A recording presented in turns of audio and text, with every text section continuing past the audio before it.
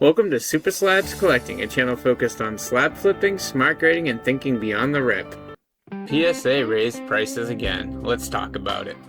Every time this happens, the hobby reacts the same way. Some people will say grading is getting expensive, others get frustrated saying it's our fault as collectors because we keep paying instead of exploring other options. But instead of reacting emotionally, I want to break this down from a slab flipper's perspective. Because in my opinion, that's where the real concern is. We're not grading for personal collections, we're not grading because we love the labels, we're grading for profit. Our goal is to turn a raw into a premium. So the real question isn't, is PSA too expensive? The real question is, what does this do to our margins? What does this do to our liquidity? And does it actually make slab flipping harder, or could it make it better? And here's my take right up front.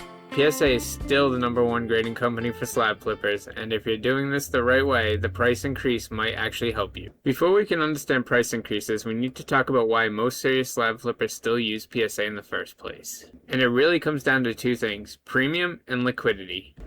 First, we'll discuss premium. When you look at modern cards, PSA 10 constantly commands the highest resale value. Not occasionally, constantly. A PSA 10 typically commands higher resale prices than a BGS Pristine 10 and generally outperforms an SGC 10 in the marketplace as well. And when you're slab flipping, that spread matters because we're not grading for aesthetics, we're grading for exit value.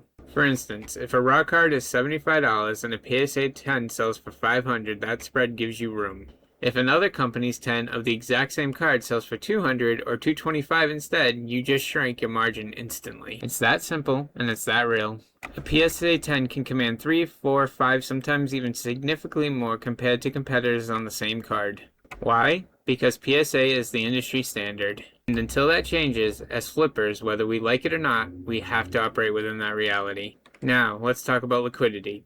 This might even be more important. As slab flippers, we need quick sales, we need buyer depth, and we need reliable completed sales data. PSA gives you the largest buyer pool in the hobby. More collectors chase PSA, more investors trust PSA. More registry participants prefer PSA.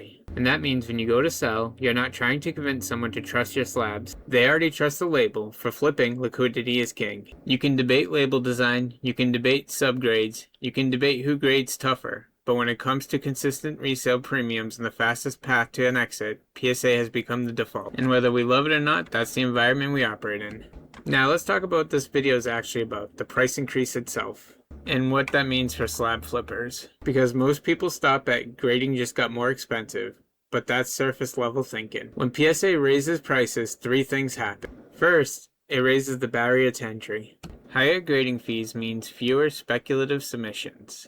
Fewer why not send it cards, fewer mass-based submissions, and fewer razor-thin margin plays. In theory, and I stress theory, this means fewer total cards entering the population report over time. Does this instantly fix pop counts? No. Does it suddenly make turnaround times lightning fast? Definitely not. But what it does do is filter the submission pool. Only cards with real spreads make sense to grade. And less submissions is actually healthy for the flipper. The second thing price increases does is force discipline. When grading is cheap, people get loose. They assume 10s, they get emotional, they submit marginal copies hoping for a miracle. And the problem is sometimes they actually get that miracle, which reinforces bad behavior but also increases the population of a card that might have stayed lower if the gamble was never taken. When grading costs more, you inspect better, you calculate expected value, you become selective. And selective flippers survive long term. The third thing raising prices does is it narrows the field.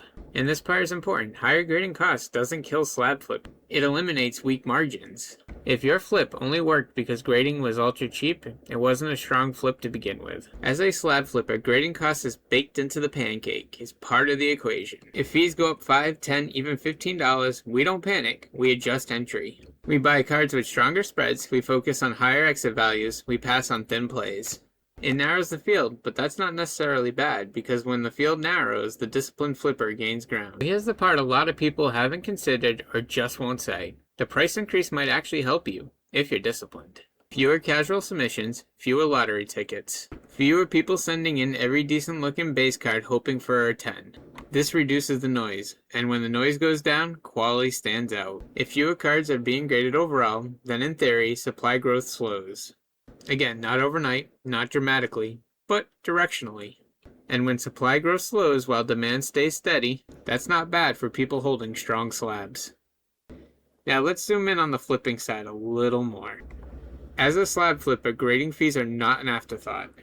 We calculate raw cost, grading fees, shipping, expected graded distribution, and exit value. So if grading goes up $10, that doesn't destroy the model. That just means cards need a stronger exit or bigger margins. Instead of chasing a $200 PSA 10, maybe now you focus on a $300 PSA 10. Stop targeting 2-time plays and start looking for 3, 4, or even 5 times your money plays. And the cool part, much like a video game, higher grading costs force you to level up. You can no longer be lazy with inspection, you can't assume gem rates, you can't submit average copies. You either tighten up your process or you get squeezed out, and honestly, that's how markets mature. The easy money phases don't last forever, the disciplined operators adapt. So no, PSA raising prices doesn't kill slab flipping, it just makes it more professional. And if you're doing this the right way, that might actually be an advantage. There's one more thing I'd like to talk about. PSA now owns all 3 of the major grading companies. So even if PSA somehow got knocked off the mountain tomorrow, the holding company would still be thriving. That's important perspective because while collectors debate labels, the larger business structure isn't really under threat. Now to be clear, Beckett and SGC absolutely offer different things. Some people love subgrades. Some prefer the look of the slab. Some trust one company more than another in certain areas. Personally, I love Beckett for my personal collection. I love the BGS slab. I love the subgrades. It just hits different. But as a flipper, that's mostly noise. We're not grading for aesthetics. We're not grading for preference. We're grading for exit value. And until another company consistently challenges PSA for resale premium, market depth, buyer trust, or liquidity, we're operating in a PSA sandbox. That's not emotional.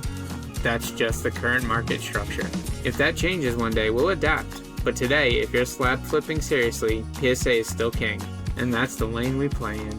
Thank you so much for watching my video. Please like and subscribe and leave a comment letting me know how you feel about the PSA price increase.